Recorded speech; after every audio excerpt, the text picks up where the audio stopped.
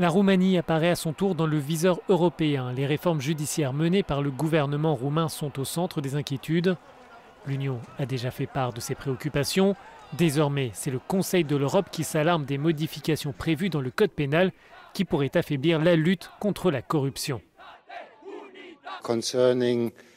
Concernant l'abus de pouvoir, il est seulement punissable si vous abusez de votre position pour obtenir de l'argent pour vous ou pour les membres de votre famille, mais pas si cela est au profit de vos amis. Donc, si vous faites quelque chose et votre femme en bénéficie, vous êtes puni, mais si c'est votre maîtresse, vous n'êtes pas condamné. Le président roumain s'exprimait d'ailleurs ce mardi devant les députés européens réunis en session plénière à Strasbourg. À quelques mois de la présidence roumaine de l'Union, les élus ont signalé l'opportunité pour Bucarest d'affirmer son engagement européen.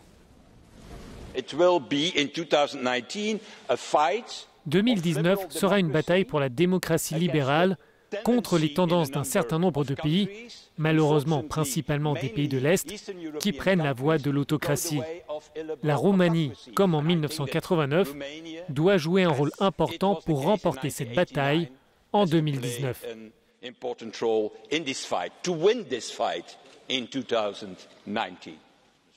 Pour la Roumanie, membre de l'Union depuis 2007, la priorité est de rejoindre l'espace Schengen.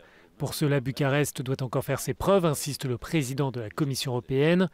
Dans un tweet, Jean-Claude Juncker explique qu'il aimerait voir la Roumanie rejoindre l'espace de libre circulation des personnes avant la fin de son mandat. Et pour cela, il faut soutenir l'état de droit et lutter contre la corruption. Avec la présidence roumaine de l'Union au premier semestre 2019, les institutions espèrent convaincre le gouvernement de ne pas céder aux sirènes du populisme.